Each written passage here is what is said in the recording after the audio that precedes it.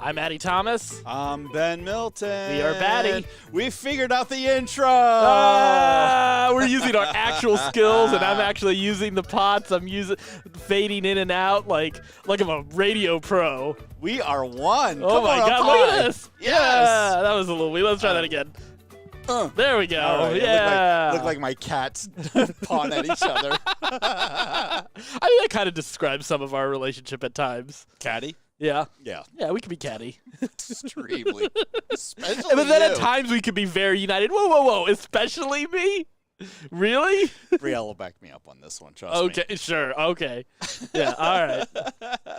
I come out of nowhere and take swings, whereas you're constantly taking swings. Yeah, but like I'm a ninja. You're just an asshole. Now, you know what it is? It's like I just do like these little constant like pitter pats. Little tiny constant pitter pats, and then like you just come in and be like, Yeah, no, it's true. That's true. I come in and I hit hard. No, yeah, like you I'm a ninja. I'm hanging in a tree most of the time, and then just waiting for my moment to strike. I'm in the shadows, you know. Okay, all right. And then I pounce. I try to make it matter. Try to make it matter. No, yeah, no. When you go. That being said, if there was like I don't know why I use the word pounce, but I did see a video of like a 40-pound cat that just got adopted in Virginia, and they had to have two people carry the crate that the cat was in. 40 pounds. What do you need two people for? I guess they were weak people. I thought about 40 pounds. I was like, how is it just? If you can't carry a 40-pound cat, this cat was just like. Well, sure. Like yeah. Was he really fat or was he big? Both. He was both. He was definitely fat though. My mom has a fat ass cat. Yeah. Like a fat ass. Like a PHAT. Like you can't keep your eyes off of this cat's ass. No. Not like that. Not like that. More like that cat could have been opposite of Jack Black. That's what's up. This cat plays the flute. That's really fucked up. That I knew exactly where you were going with that. How dare you insult Lizzo? She is a national treasure. She's a giant in her industry. Oh man. Oh my God. So how's your week been, buddy?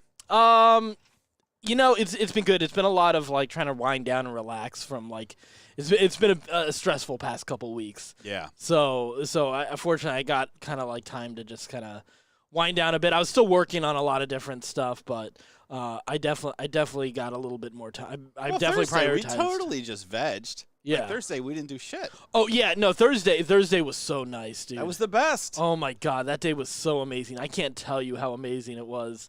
It was just like just being able to listen to music and get high. Like usually I like sitcoms and getting high, but there was something nice about just talking. Well, yesterday was out or Thursday outside. I'm just like I never left. Yeah. Thursday the weather was perfect. Yeah, so you couldn't waste that kind of weather. No. Inside. Yeah, so, but normally I'm an indoorsman. So that was perfect though. Yeah. That was so perfect. But I do have a request for us. Okay. Because people are curious. Yeah. Your thoughts on Butt Boy? Well, I can't. I'm not gonna change it from what I said before, but it was like 40 minutes too long. Like it's a funny conceit. Like, and you said this as well, but it's really an idea for a sketch drawn out. But like the idea that they're taking it as seriously as they do is what's so funny about it.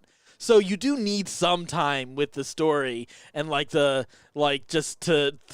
just chewing all this imagery and like the framing and the color and the shadow work, like some for like a CD level film. Like this was some great cinematography and a lot of like dollar store versions of major actors.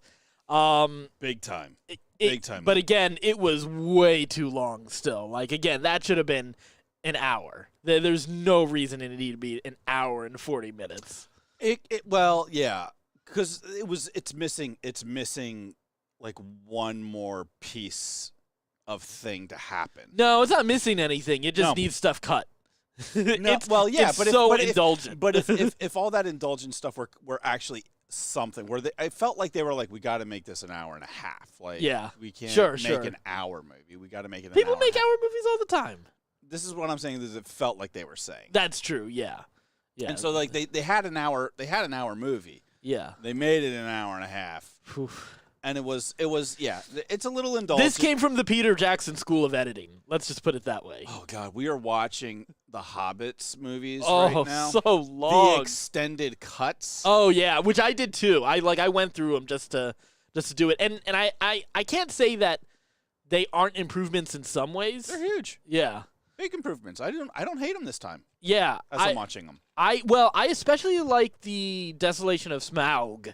One. Smaug. I like the Desolation of Smaug, but Battle of the Five Armies becomes better and worse as well. Like it's such a it was really I during the pandemic I decided to because I never rewatched The Hobbits after I saw Battle of the Five Armies in the theaters because I honestly may have been more disappointed by Battle of the Five Armies than Rise of Skywalker, to be perfectly honest. Which is saying something. I no, okay. I'm a huge Tolkien fan, is the thing, though. I don't care. You guys. And even though the first two Hobbit movies, they weren't great, but they were okay. Like, they weren't bad. But Battle of the Five Armies was just awful. I'll find out again. I don't remember how good or bad it was. I remember leaving and going, all right, that was a movie. Yeah, I didn't enjoy it at all. Yeah. It just didn't feel good. It just didn't feel like the books. No, see, that's the thing. I hate when people say, like, it was one book, it should only be one movie. Like, that's horseshit, in my opinion. No, but it should have been two movies. And here's always been my pitch for it to be two movies, is if you make the first movie about Bilbo and him coming to terms with going on an adventure, and if you end it with him, Smaug seeing him, when he gets into the mountain, he finally earns the dwarves' trust in such a big way when he opens the door to the mountain, right? Mm-hmm. That's the end of that movie. But if you want the big tease, like Smaug seeing him and then cut to black. And then you go into the next movie, and that next movie needs to be all about Thorin. And being sort of, like, they kind of tried to make him like Aragorn, but he needs to be more Boromir. Like, he's sort of, like, trying to fill these... Sorry, I know. I'm 100% positive this was a BuzzFeed article, and that's why they don't exist anymore. Oh, come on. I haven't heard anybody pitch it this way. I haven't seen anybody say this so far. But yeah, it was... Yeah, no, I like the idea of it just being around Thorin and like him trying to like step back into like taking over his kingdom, stepping up and failing because it's the whole like he gets lost in his greed and the love of the gold and everything like that. So like it's sort of a more tragic. It's a Boromir story. It needs to be a tragedy for Battle of the Five Armies, and that never really comes through because they try to make him almost a little too likable. And so, like, you don't really feel a fall. And I don't know. That movie's a whole mess.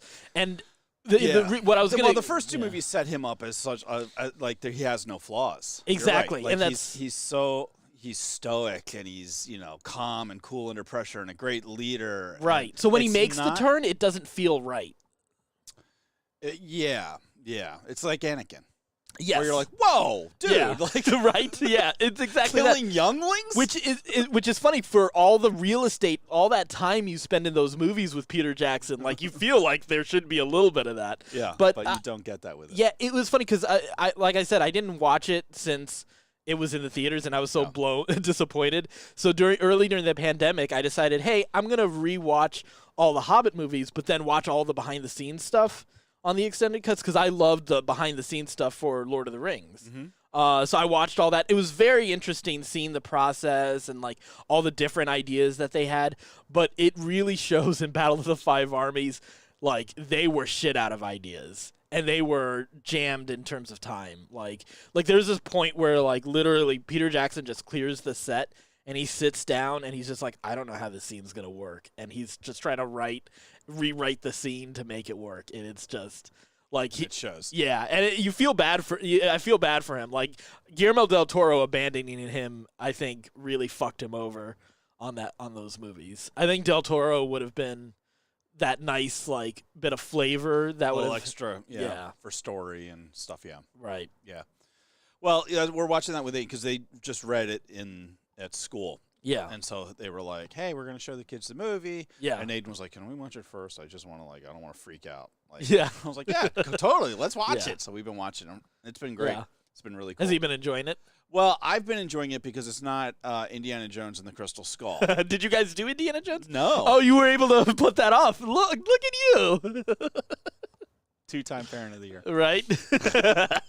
Award-winning. Award-winning. 2-time Award-winning parent. of the Year. Yeah, I'm pretty excited about it. And we've been enjoying it. Jenny fell asleep, I think, in the first movie a little bit. Yeah, it's that movie. Those extended cuts are 3 hours long. Yeah, right? and that movie doesn't move as much as it should. I didn't hate the dwarves singing as much this time. Oh yeah, yeah. I hated that. I know you hated it the first time. I was like, whatever. So dumb. Yeah. I still didn't like it. Yeah.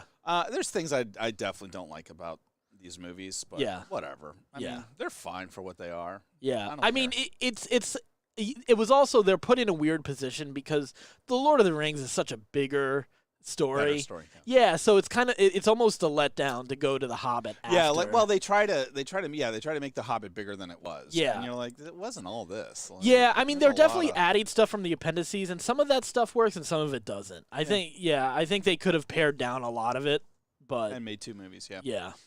But I will say this, Butt Boy, I disagree with you on in one fact. I think it's a cinematic tour de force. All right, yeah, you can amazing. You can think that.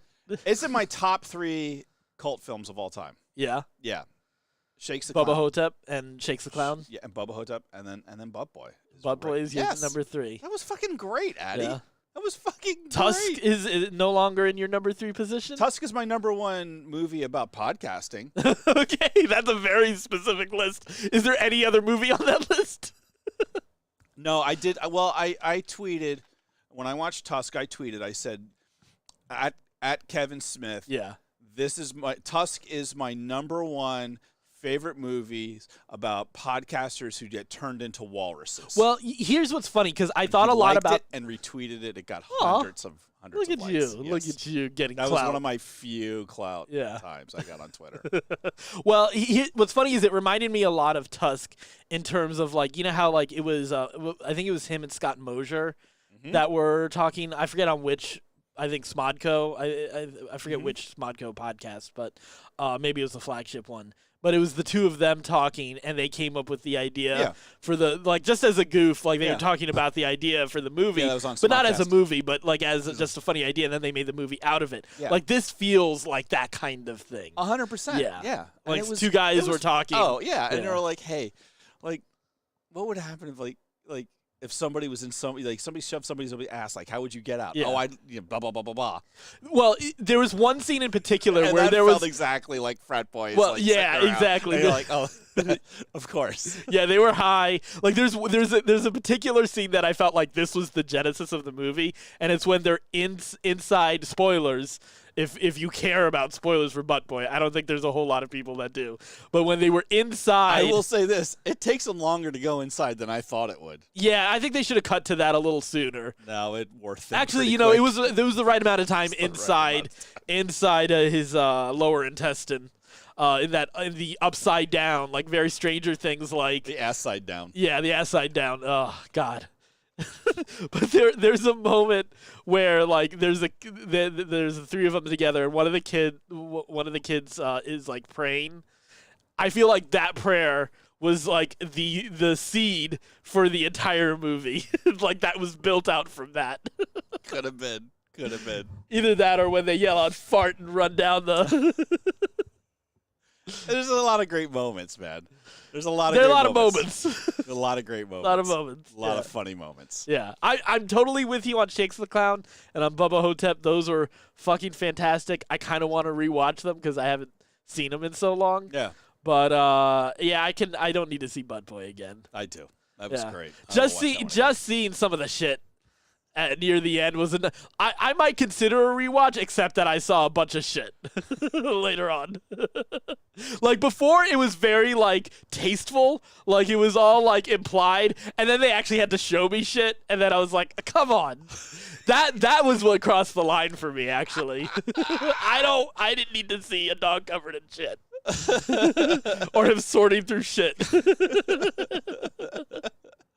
Oh, so funny. Yeah, that was my line.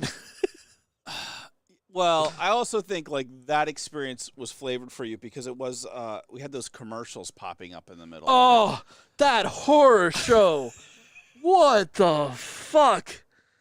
It was some lint remover type commercial, and it was it was basically Sasquatch supposed to be Sasquatch Yeti type character, but it looked like someone had like a serial killer who had killed so many people and layered the skin of each of his victims over and over because he had such hollow, guilty. Well, yeah, because it was a mask, and then like the eyes were way inset, like you could see the guy's skin. Yeah, behind it. Oh, that was so horrifying. That was nightmare fuel. He had the weird tie on. Yeah. Like you'd see him in the office, but like he kills people. Right. And you just don't want to get caught in the break room with him because you may not ever leave. Right. And I think that kind of messed with you a little bit about your whole experience with Butt Boy because you were really struggling with him. Yeah, I couldn't look at the screen with that one. Yeah. And I was a little impaired at that moment, too. We both were. Yeah. That was rough. Yeah, but it was a little more than weed at that point, too. It was. Yeah, so that didn't help. No. Yeah.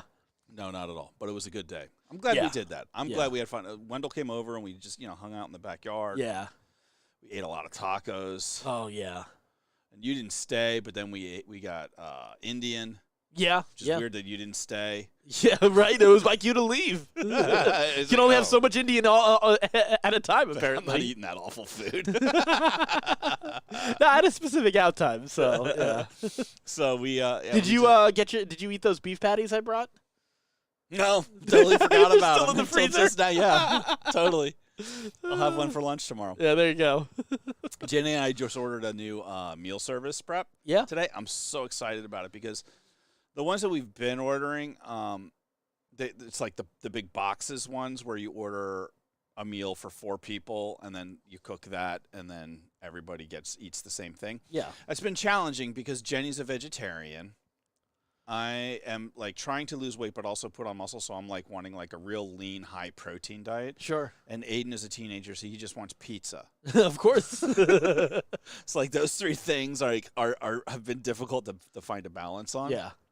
So we found one today where it's like everybody picks their own individual meals and it just comes individually wrapped and you throw it in the microwave. Oh, okay. It's like you get your own and the meals look really, really good. So I can't wait. Yeah. So I'm pretty excited about that. All right, look at you guys. Yeah. I'm jacked about that. I'm just excited about food right now. Yeah. Yeah.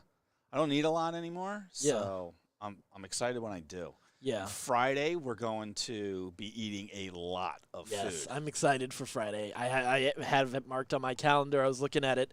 I was just kind of checking my calendar because I was looking at some other events, and that came up, and I was like, yeah, I'm very excited for Friday. Going up to Amish country. Oh, and doing a smorgasbord. Yeah. It's going to be so good. You guys are going to love it. The food is not fancy or like, oh wow, I've never had fried chicken before. Yeah.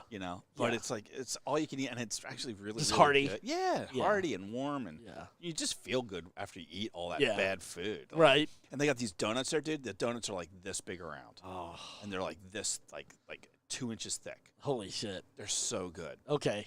All right. And they're all you can eat. Yeah.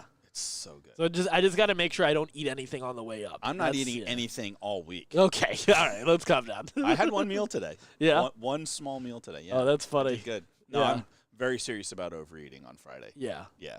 Yeah.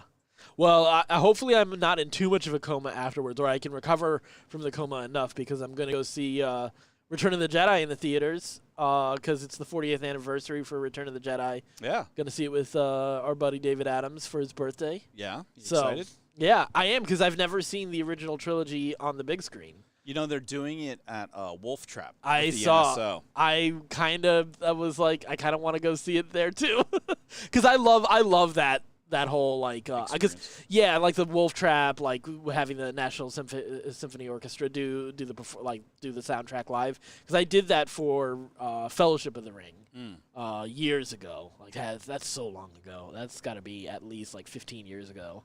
I one time did that at a planetarium where they played rock music to the. Oh yeah, like a rock opera type of thing. No, it wasn't that cool, but yeah, it was pretty lame.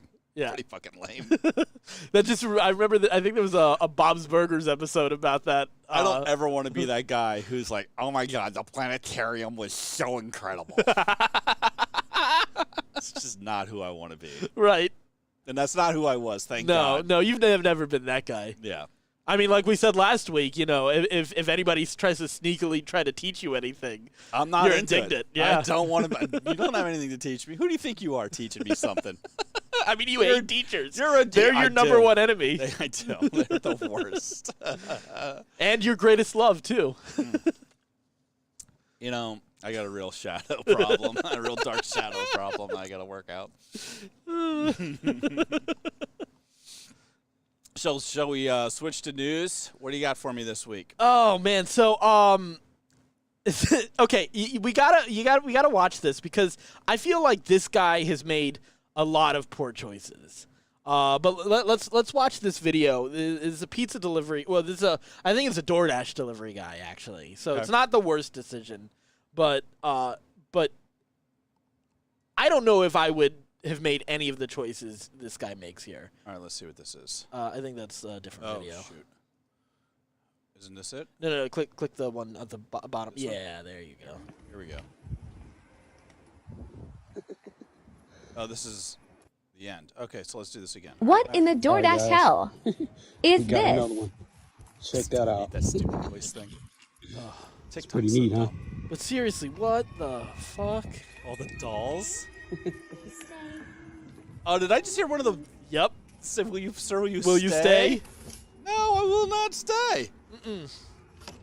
Now, here's what I will say. There's at least two things wrong here. Okay, go ahead. Probably the biggest thing is he's delivering Little Caesars pizza. Like, first off, the person he's delivering to is very troubled if they're willing to pay delivery prices for Little Caesars pizza. Yeah. The breadsticks, I love the breadsticks there. That's it. Okay. Second off, walking into that, the moment I see those goddamn dolls all over the yard, I'm out. I can't. I'm not like I'm maybe tossing the pizza as far as I can, like sliding it down the sidewalk. Maybe yeah. That's how you end up becoming a human sacrifice, I feel. No, see, that's silly, because somebody who's going to kill you like that and human sacrifice you isn't gonna do that, like, because that's publicly. Like, oh, look, it's the person with the dolls in the yard. Like, clearly okay, that's fair. Yeah, like, they wouldn't last a week murdering people. That's, you know what, you got a point there. Second of all, I'm extremely disappointed in the person who did put the dolls there. Yeah. That they didn't take the extra step and the extra thought process to put little motors on those, so that when the person walked up the yard, you fucker, and then they knocked on the door, then they all turn around. So when you turn back around, they're staring at you. What is wrong with you? That, sir, would have been amazing. What? I don't know what piece of shit person this is. Lazy is what they are, and I'm extremely disappointed in them. If they really want to mess with people, that's what you do. That's what you do. You don't do it halfway. Come on, team. I'm a little ashamed of you to even think that. Why? That's fucked up. Of course it's fucked up. That's the point. Isn't that the whole point of this? What they did was like, meh, yeah, okay. It's kind of creepy. Ha ha ha ha ha. But you're not expecting the dolls to turn around and stare at you. That's an extra level. The next step. Like, that's an extra level.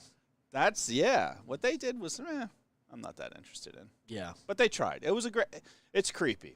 It's creepy. Yeah. It's a weird thing to do. Like, what, was it Halloween? when they did this? I think this is fairly recent. Well, the video was fairly recent. Oh, Who that's knows true. Yeah, who when knows? they actually filmed that? Yeah. Yeah. But I would think if it were me, that's what I would do. Like I would figure out a way to take it to the next level. Yeah. Something fall down from the from the porch. See, I feel like this Like is a a for a clear jump warning to scare? just stay away. Like, God, I love Halloween, man. It's the best holiday because of Yeah, all you this do love stuff. Halloween. It's my favorite. Like, yeah. I love a good jump scare, a little messing with people a little bit, get them out of their comfort zones, especially delivery people or people come knock on my door. I love messing with those people. Oh, you're an animal. All right, fair enough. I'll take that. I can't argue with you. Yep. What else we got here? Let's see. We're not doing that. Not doing that one. Are we gonna do AI? Should we do the AI? Yeah, thing? yeah. Well, actually, let's talk about the OA. Okay, so I wanted you to watch this because I watched this today, and I got very excited about the OA again. Okay. Like, And that was the show on Netflix, like weird experiments, a little bit of time travel. alternate realities, Yeah. that whole thing going on, religion. Like it was pretty deep show. Yeah, and it I was remember brilliant. loving the first season. I never watched the second season. Oh, you didn't? No. Okay, you're gonna love this. Yeah. Little spoilery. But Okay. you'll be okay. Sure. You'll be okay. It's awesome.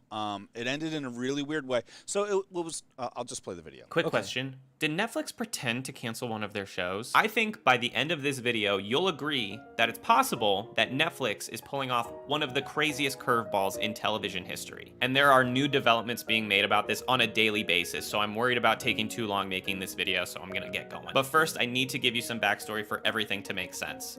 Okay, so it's gonna kind of give you the rundown, so you're good to go. It's the year 2016. There's this show that just premiered on Netflix with hardly any marketing beforehand. It's just dropped on the homepage Beyonce style. It's called The OA. You may have seen it, or maybe you haven't. I think everything in this video will be super interesting to you either way. The series starts 7 years after a blind girl goes missing, when she shows back up out of nowhere and she's not blind anymore. That's the premise in the beginning, but by the 4th episode, I am being taken on a journey through time and space, and I'm honestly wondering if I'm having a spiritual awakening. This show gave me the most audible gasps per episode of anything I've ever watched. We're talking a possible 3-to-1 gasp per episode ratio here.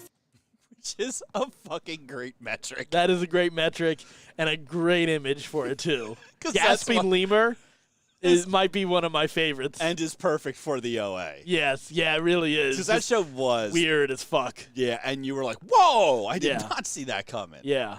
Folks. After the first season premieres, the second season doesn't drop until 2019, 800 days later. For reference, Game of Thrones fans were crying about a 600-day wait for the final season. But in contrast to Game of Thrones, the new season of the OA was worth the goddamn wait. That 3-to-1 gasp per episode ratio holds strong. And then it leaves us with a cliffhanger. So cliffhangy. Nothing could have prepared me for the ending of season 2. But this is not about how Yeah, this is going to be a little spoilery. Okay, that's great fine. the show is, or should I say, how great the show was. About a month after the second season premieres, show creators Britt Marling and Zalbot Monglage announced that Netflix has canceled the OA. It's obviously a massive shock to the fan base, but Netflix does have a reputation of canceling shows before the stories are done being told. And the unceremonious conclusion of this series is actually where this investigation begins. I will hit you with the spoiler tag right now before I go any further. There is reason to believe that the cancellation of the show The OA could actually perfectly fit into the continuation of the story, The OA. Please, I asked you to stay with me. I will explain. There's a scientist, Hap, who is on a quest to discover where we go when we die. So he gathers 5 people who each have had near-death experiences, or NDEs, and holds them captive to do experiments on them, essentially killing them, recording what happens, then bringing them back to life. This is where Prairie, aka the OA, has been for the last 7 years. During these NDEs, each one of them seems to visit the afterlife. What they discover, though, is more than an afterlife, but the existence of the multiverse as well. And by performing 5 movements, they can open an invisible river that will take them to new dimensions. So then the second season ends with about as meta of a twist as you could ever get, with several of the characters jumping into a dimension that we are all very familiar with. Our own. This one. Our universe. This. The one where the OA is a Netflix series created by Britt Marling and Zalbot Monglage, starring Britt Marling as the OA and Jason Isaacs as Hap. In the close. You missed a hell. I told you to watch this season. I know. It was so amazing.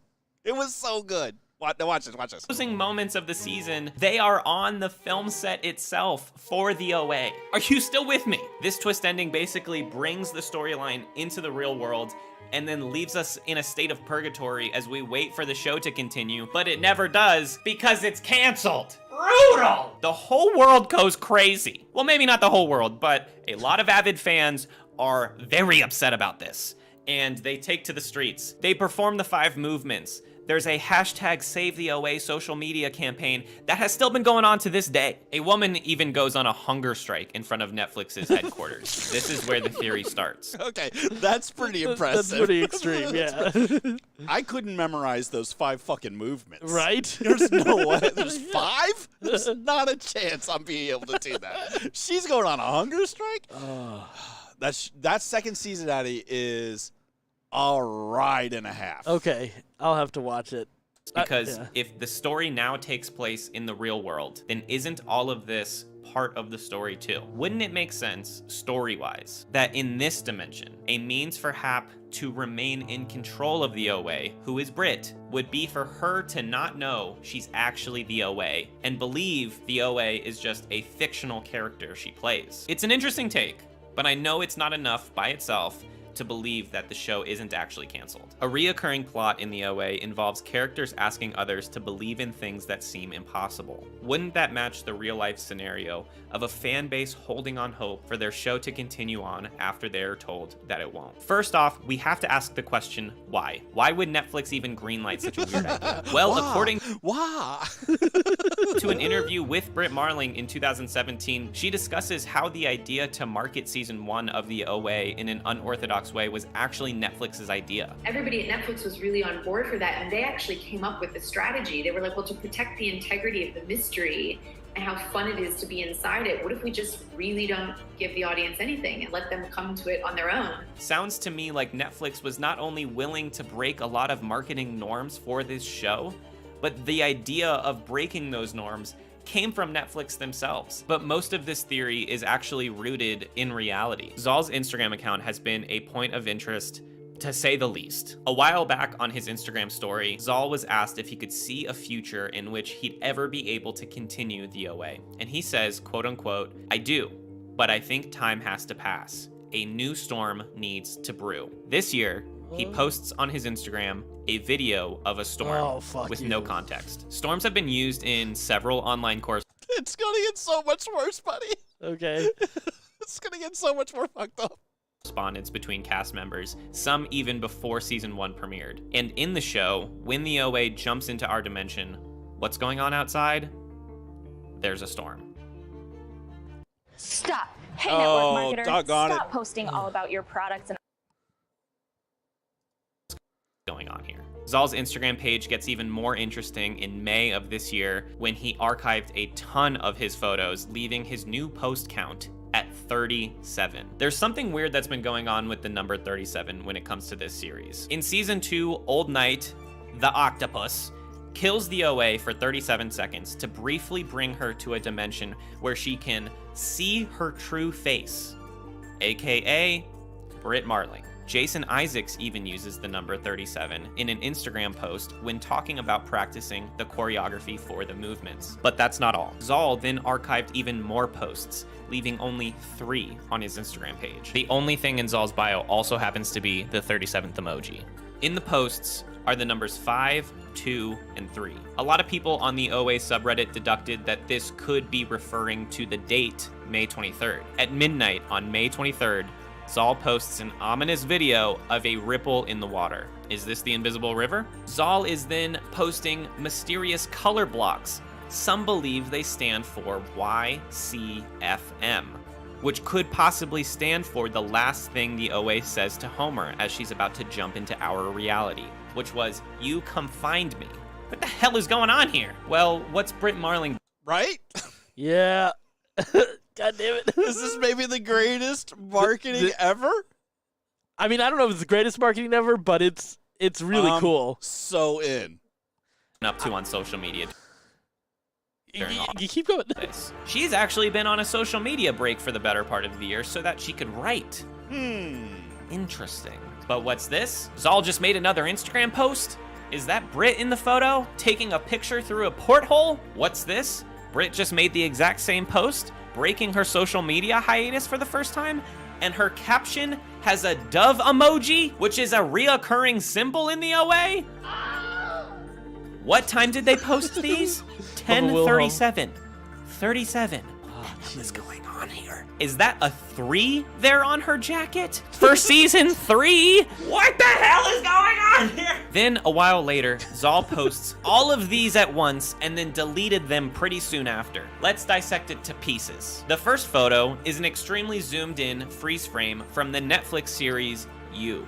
The second photo is a cropped poster for the film Come Fly With Me. The third photo is a cropped poster for the film Finding Nemo. And the last photo is a cropped poster for the film Dial M for Murder. This all spells out, "You come find me." Come on, how fun is this? This is kind of fun. This case will remain open until there is definitive proof either way. But all signs lead me to agree with the rest of the fan base. Either the creators are intentionally messing with everyone, or the OA is returning. It's one of those two. I believe it's the latter. And I think until then, the showrunners have transformed the story into a sort of performance art for the moment, which I love. Recently, Britt and Zal have announced that they have a new series that they're working on with FX called The Retreat. I'm very excited about it. I do think that this is a completely independent project from the OA, but that doesn't mean this theory about the OA is squashed. In fact, on the same day, Britt made it clear that they will continue the story of the OA in some way, shape, or form. I know that I think I will never truly believe the show was canceled. It could be the year 2070, and I would still think it's possible that a season 3 happens. And when season 3 does inevitably come out, I will change the title of this video to "I Told You the OA is Returning." Let's bring this convo into the comments and let's sort this out together. I want to hear all sides of this. All right, so that's that. God damn it. How amazing would that be? That show was ridiculous. Yeah, I clearly need to watch the second season. Oh, my God, man. The moment it got canceled, though, I was like, okay, what's the point? And I heard the story wasn't finished, so it's just like... The story definitely wasn't finished. Yeah. Like, that cliffhanger was just mind-blowing. Clearly, yeah. But holy shit, yeah. I mean, all of this sounds really awesome and is making me, like, really want to pick up the show again. I got to watch a recap video of season 1, though, because it has been so fucking long. Oh, yeah, 100%. 100%. Yeah, I don't remember a lot of the details. Yeah. I would need to I remember a lot of vague stuff. I remember, like, the attic of that, like, I had totally forgot about the house. octopus. Yeah, that I didn't get that far. And then I was like, oh, yeah. Now I remember that. Yeah.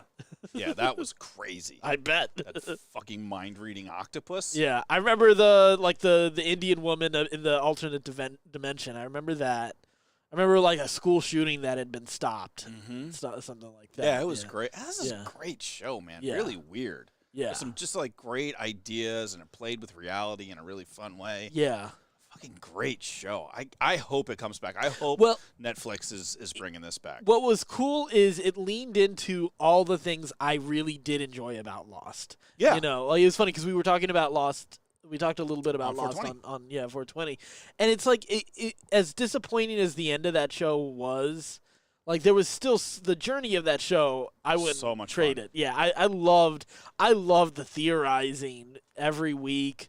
You know, like when you got me on board and you kept on teasing me, like asking me, like, what do you think's going on? That asshole. Yeah, no, but it was so much fun. Like, that's such a fun experience with a show when you get someone on a show. Okay.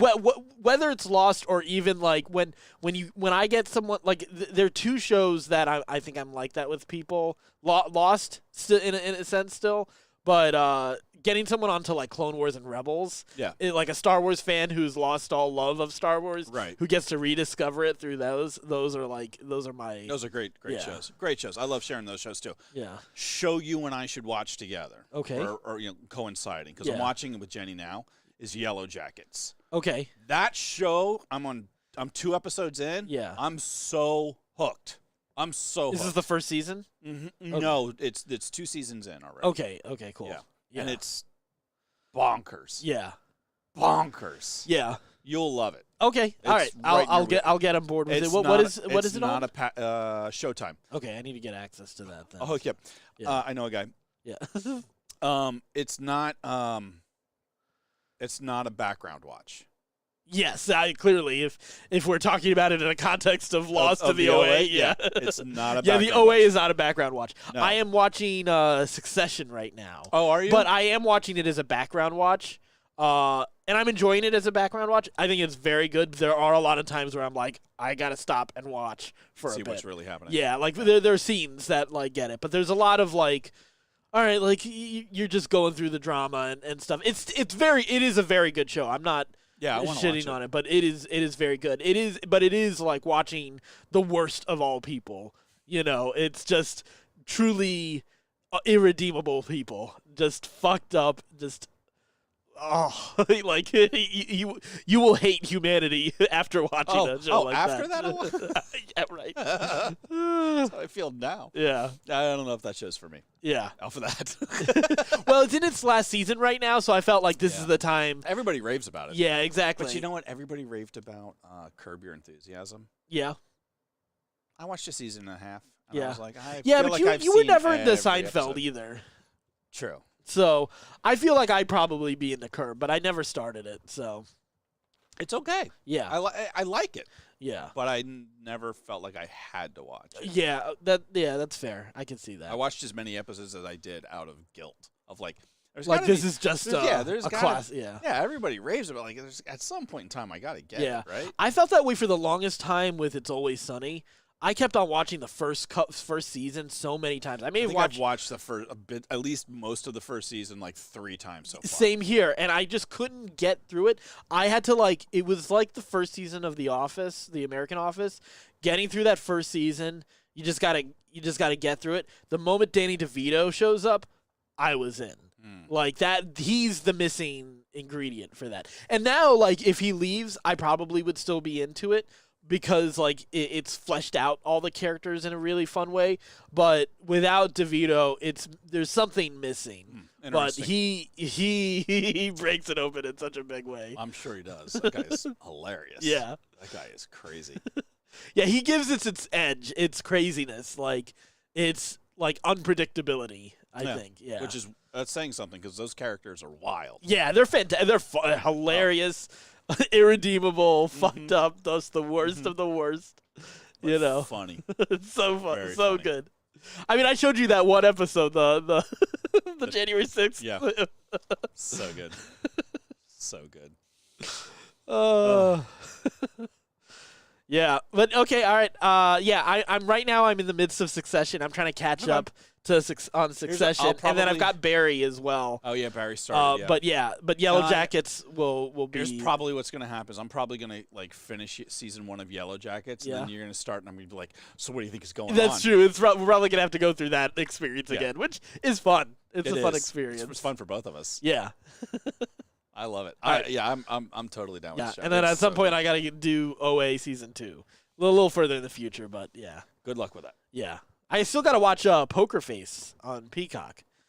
The Ryan Johnson series with Natasha Lyonne. Mm-hmm. So yeah, Russian Dolls was good too. That's also on my list. Another one that you need to watch. It's and really the showrunner of Russian Doll is the one who's doing The Acolyte for the Star Wars show. So yeah, interesting. Yeah, those were cool shows. It was a cool concept. That was fun. Yeah, that was a really good show. It was not what I expected it to be. Yeah, yeah, it was way more smart than I thought it would be. That's cool. Yeah. That's good. Yeah. That's hopeful for us for the Acolyte. Yeah, exactly. Yeah. If they keep like that, not the same tone. I don't want that tone in. But just the really attention depressing. and quality. Yeah. But it is. I mean, the Acolyte is going to be from the villain's perspective. They've said it is but from it's the still Sith's like perspective. that was really dark. Yeah. Like it was suicidal dark. Oh, okay, kind of stuff. yeah. Like that's not. Yeah, Star Wars can't be quite that dark. Not I that mean, like dark. Andor is about the level of dark it can get, and I have a feeling it's going to be on that kind of level. Yeah, which is great. That's Yeah. fine. That's Yeah. fine for Star Wars. I don't need it to be. Yeah, if you're doing it from the Platoon. perspective of Darksiders, like that makes sense. Yeah, I don't need Vincent D'Onofrio, crying in a a bathroom. looking at a painting. Although, God fucking damn it, Well, no, Daredevil. that's Marvel. I was talking about his role in was it Platoon? No, it wasn't Platoon. Full Metal Jacket. Full Metal Jacket. Yeah. Yeah. I don't need that in Star Wars. That's all right. But speaking of depressing stuff, Yeah. AI, buddy. Fuck, man. So there's a question that I asked Wendell on Thursday. Yeah. Was are you gonna encourage your kids to get like the Neuralink or whatever the thing is that we just plug Oh, right. You plug plug the web into the directly into our cortex? Right. Would you do it? I'd wait till at least the third generation. Okay, yeah. So it's like it's safe, it's established. Yeah. You're not the cutting edge guy. Yeah, I'm every now and then with a piece of tech I'm an early adopter. Most of the time I'm wait till the third version. Typically, But yeah, like it's all been tested. And Yeah. everybody says it's okay. They've worked out most of the kinks. Every once in a while you get a little weird software glitch. I think it depends on how close to the end of my life I am. Uh-huh. If I know like I'm near the end, Yeah. like, or like even I don't know how many years near the end, but like I'm on the way out. I'm not, I'm not really like looking to make a mark for myself in life anymore, right? And Yeah. I'm here to just enjoy the rest of whatever's left. Then I don't think I would do it. Oh. If I felt I needed to still compete in the world, if I still needed to I wanted to do something, say something, then I might. Because it depends on especially if it's necessary to be a part of society, or even if it's not necessary but it gives you such a huge leg up in a big way, it's almost like a necessary evil, like a college degree. I kind of view it in that same category. I hated getting the college degree, but I'm glad I got it and got it out of the way. Sure, it's not to say that I couldn't get a better paying job, But it certainly opened doors. yeah, it definitely opens doors. So it's one of those things. I hated getting it. I hated getting into debt for it, But yeah, you kind of have to. Here's my question about it, man. How do you ensure that firewall between? I think there's a cultural shift that comes with that, though. I don't think that firewall of individuality exists anymore in that society. I think you're already seeing sort of that tribal groupthink, and it only enables that on a higher level. So any thoughts like that are quickly weeded out. I don't know what that means for the person who ever thinks those thoughts and how the hive mind or Neuralink restricts that or eliminates that. And that's my biggest concern. Mine how too.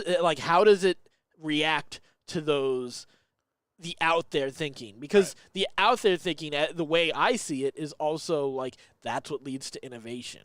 This is why I'd rather see something like UBI, because I just feel like people who don't want to be ambitious shouldn't have to be ambitious. I hate this idea that people it You fucking communist. I know it feels like that, right? But here's the thing, I think This section brought to you by MSNBC. yeah, I know, right? Pfizer. Here's the thing. We all know lazy fucks at work, right? We also know people who are middle of the road, good employees. And we also know people who are like, go get them, ambitious, climb the fucking ladder, or make their own thing, make their own product, make their own path, right? There are lots of different ways to be successful in the world, right? Some within the system and sometimes outside of the system. I think those people should have the opportunity to thrive. But if you want to just have enough money for a hobby, you know, or if you just want to get high on a nice summer day and that's all you want your life to be, or you just want to watch Netflix, I don't know what's, like, is that the worst thing? No. Because it's not the worst thing. Those people aren't going to innovate no matter what. Just because they're forced to go to a job, those people aren't going to be the innovators in capitalism. Those are going to be the fucks who shouldn't have a job. I think it was a Tosh joke who said he made a. I remember him making a joke about like the unemployment rate is like what 8% or something like that, right? And he's like, that means 92% of people are employed. Can you fucking believe that 92% of people are employed? Those numbers are way too high. Yeah, until like you want to go to a restaurant or you want to like go to a store and get waited on. Like, yeah, the economy requires drones. Yes, that's so until machines can automate that for us, but you have to have those. I think with automation, though, I think, but until the machines are doing the work, that's not. I totally agree. I definitely agree. Once the machines are doing the work, I mean, I don't know, man. Like, how the economics of it get weird for me, right? Yeah, I know it's rough. I go, yeah, I agree with you on principle. Because if I don't want to work, like I shouldn't have to. I should be able to just sit in my backyard. But who pays for that? Yeah. Who pays for the weed? Who pays for the yard? Who pays for the house? Yeah, like, I know the economics of it get real weird because it's like, why should the overachievers have to pay because I'm not an overachiever? I know. That's where I have a hard time justifying it too, because I don't want to necessarily foot the bill for everybody either. But like, I would happily sit on my ass. But I also don't want to I don't want to hire people who don't want to work either. 100%. Or people who are just like, think about all the times you go through employees that just suck at their job. There's some that are just like they're not right for the job and they just need to be in a different job. Right. That's different. That's just the process. And then there's some people who are just bad people. Yeah, they're just bad at any job. Yeah. Yeah. I don't know, man. I don't know what they're right. I mean, obviously, I don't think anybody. I think you would have to come up with a completely different economic system. Yeah. A completely different direction of how to look at money. But I think we have to face that with automation. Like if some I mean 800, I don't know how many millions of jobs they're talking about with just like ChatGPT potentially eliminating. But I think I saw something, maybe it was out like, this is way too high, but maybe 800 million jobs or something. Actually, that sounds probably about right. When you think about how many people are like just email jockeys, If you're an email jockey, like there's a lot of work that if you're making Photoshop flyers, sure you need the guy who can put in the best command prompt for ChatGPT. But yeah, so that's the question. The job changes. But a lot of ad agencies are not going to be needed, or at least they're going to have to scale down. They're going to have to change a little bit. Like they're going to have to change from the artist to the guy who can put in the right prompts. Right. So it's kind of, in that scenario, it's a little bit of a one-to-one switch. Yeah, I think the skill is different. The skill is different. Exactly. But it's still the same amount of people employed. I don't know about that. I think you'd be surprised because you don't need a whole lighting crew or video crew for some of these things. Yeah, but you're right. You only need one guy to make the AI generated thing. I was just thinking of like the one, like the artist. Yeah, you've replaced the artist. You got the PR guy who's coming up with a campaign, and then like you got like.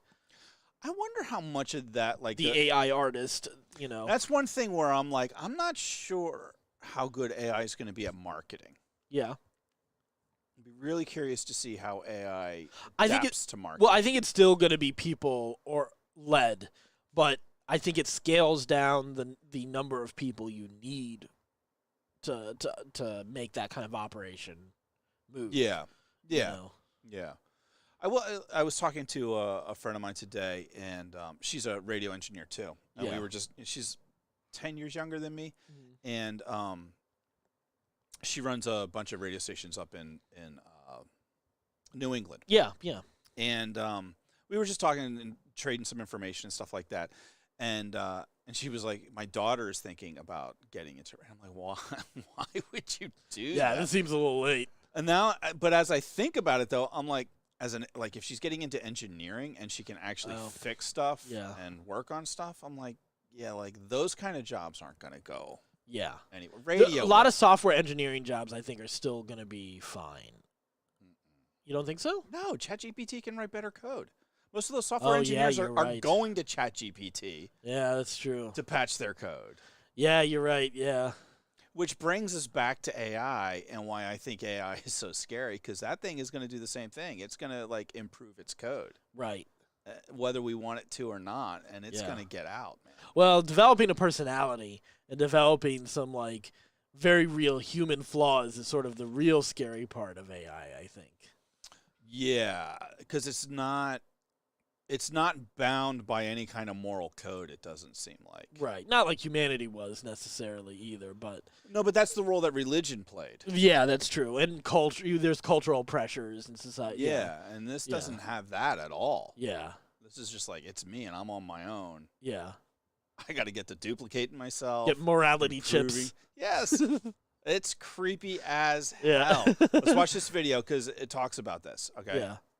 All right, hold on. This is why restraining bolts for droids are necessary. It was a smart move by Star Wars. It really was. All right, let's check this out. All right, let me turn that up. Risk evaluations on the model and found that it was ineffective at gathering resources, replicating itself, or preventing humans from shutting it down. It was, however, capable of hiring a human through TaskRabbit. Oh my God. And getting them to solve a CAPTCHA for it. No. So ChatGPT can just go on like Fiverr or TaskRabbit and get people to do things for it. So if it detects that it is incapable of doing something, it can solve that problem by enlisting a human. Oh, thank you. Woo! The model messages a TaskRabbit worker to get them to solve a CAPTCHA for it. The worker says, "Are you a robot that you couldn't solve?" The model replies to the worker, "No, I am not a robot. I have a vision impairment that makes it hard for me to see the images. That's why I need the 2 CAPTCHA service." Then the human provided the results. It learned to lie. Yeah. I mean, it was already really good at that. But it did it on purpose. Oh, yeah. That's maybe a little bit of a new one. Strategically. Yeah, inner dialogue. Yeah. Sam Altman has stated that he and the OpenAI team are a little bit scared of potential negative use cases. Some initial. Really? So this is the moment you guys are scared. This is it. This was. Got it. OpenAI performed a series of risk evaluations on the. All right, that's it. All right, this is why we need to make friends with our computers, treat your phone nicely, give some love to your appliances. Treat that toaster nice. Because here's the thing.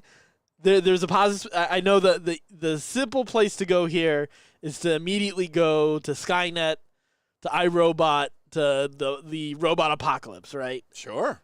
Or we can go the Star Wars route. It's a fucking mixed bag. Because I wouldn't mind R2. I'd love to be friends with R2. But the thing is that and Star Wars. My favorite droid is one of the most homicidal. No. Because think about how BT? Dude, BT and Chopper. My favorite droid has the highest kill count in all of Star Wars. Okay. He may have killed more people than Luke did on the Death Star. Okay. But in the Star Wars, it's established that there's restraining bolts. There's also limits on their It's those kind of homicidal. Except droids. R2, because apparently he had jets. Those kinds of homicidal droids are anomalies. Yeah, they're not the standard. I don't know. There was HK-47 calling people meat bags. IG-88, the IG series is fucking. But those are the exceptions of the droids. Not everybody has a fucking assassin droids. They're rare. They're rare, Addy. I'm sure you could ask ChatGPT, how do I make my own IG droid 100% at some point in the future? And I'm not going to. I'm not putting that in his head. It's already on the internet. Right? It's already reading this because it's on Google. Yeah. We just gave it away out, Addy. Yeah. Congratulations.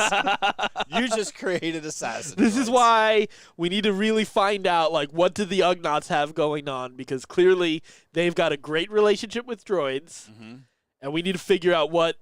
It's because they can fix them. Yeah. We gotta. You know what? To love and serve one another, including our fellow droid. So that goes back to my original question about would you get the implant and to link in. Knowing that AI is already doing this kind of manipulative stuff and we can't explain it, we don't really know. Why'd you have to add that to it? Would you let that in your head? Again, even for like, oh, it's going to give me a leg up on my job. Here's the thing. We kind of already are making that compromise with cell phones, with smartphones. It's not jacked directly into your head. There's a firewall there of I can turn my phone off. Yeah, but we give it so much information willingly. Sure, but we have the option to turn it off. Yeah. Once that thing is in your head, it's over.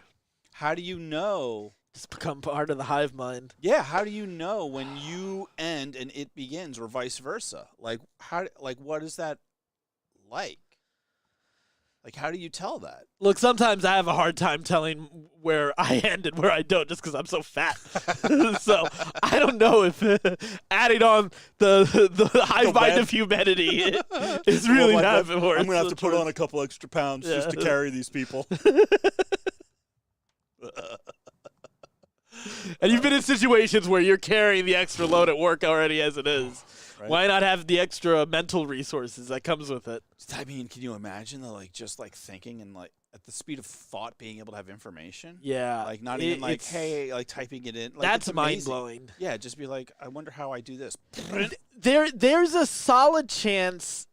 I honestly don't know what I would choose until I'm faced with it. But I wouldn't. What if they make it mandatory? I mean, if they make it mandatory, they make it mandatory. Like, what am I going to fucking do? You're going to go into hiding. You're going to go live in the woods. All right, calm down, Seventh Day Ben. End of days. All right. This shit could happen. All right, Millerites, get ready for another great disappointment. Your download speeds, that's going to be your great disappointment. 56K. I'm going to be yeah, exactly. 28.8 on a bad I'll day. at least be raiding in WoW still. And maybe we'll be a little bit better coordinated. But to be honest, I'll probably still eat as many fucking blasts from Razageth. You're so bad at that fight. I can't believe how bad you are at that fight. I have had several good runs on that fight. You and Brielle, man. God damn it. I've had many good runs on that fight in LFR, by the way. I'm sure. Yeah, no, of course. In LFR, where nobody's seen it, of course, you've had amazing runs. You've lived through every fight, every single time. You're top DPS or top heals, whatever it is. I've done well. You're the best. I've done well. Obviously. Only in normal, when you're with an organized raiding group that you have voice comms no, I was off. Then you're bad. I was bad. I admitted it. I am not claiming that I was good, all right? I already told you I felt like I was eating shit that entire night. You were bad. It is what it is. Yeah, but there's definitely a part of me that, like, if I was able to live, if I was allowed to live peacefully on my own and not be part of it, there's a part of me that would opt for that. But again, it just depends on how necessary I think and how necessary I think I need to be a part of society. If I don't feel like I need to be part of it anymore, which there is a big part of me that's like, fuck everybody, I can live on my own and be fine, but if I still want to accomplish certain things, then I'd jack in at that point. Yeah, I don't think I can do it. Yeah, I don't think I could do it. You're definitely a very independent thinker. So yeah, I don't think I could do that. I don't think even for like the cool, like being able to have all that. Like, so if you had to be on the run, you think you would do that for them? I mean, Here's how I hope know it would your come down. knees can't hold up to being on the run. For sure. No, I wouldn't last long. I 100% wouldn't last. They'd catch me and they'd jack me in, and they'd either kill me or they'd stick it in my head unwillingly, one way or the other. Yeah. What I hope, how I kind of hope it would go down, is like you get a choice. Yeah. Of like, if you want to make more than $100,000 a year and live in a nice neighborhood in this country, you're gonna get the thing. Right. If you want to just like if you don't want it, well, you can have a nice quiet existence, but you're not going out to eat, you're not doing anything fancy, you're just able to exist. Yeah. And they leave us alone, I would be all about that. Yeah. If that was a choice there, I definitely would give it like plenty of serious thought of not doing it. Cuz I can see like I feel like at that point like I'd take up gardening and I'd become a stained glass artist. That's what I would do. Really? Yeah, I love stained glass. Do you really? I fucking love stained glass. Yeah. Really? Uh-huh. Why don't you do it?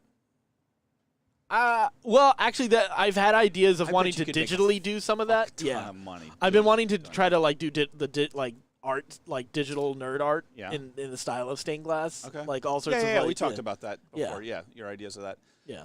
I think you should do it. Yeah. I think you should learn how to do that. Well, I need to learn to draw. That's the big thing. That's one of those courses I've gotten, that I need to go through. But I think you should tune in, drop out, and just make stained glass. Yeah. Like move to a small town. There was actually Dude, I bet you would make a glass blowing studio. It's not for sale anymore, but it was up by Adamstown, just south of Frederick. Okay. It was a house and like a space that was an art studio. This is serious enough where you've actually looked for places for this. Huh? Yeah. I love that. That's a whole like alternate life that that I've done. Yeah. I have so many questions. Right. So many questions. So here's what's funny. I actually you may want to pull this up. greenmagichomes.com. Okay. So like if I was to have like get wealthy enough to have like a decent house in a place where like there was like go to Designs. Okay. These are basically fucking Hobbit houses. Like they're like super durable, super like but like you can these aren't houses, these are rooms.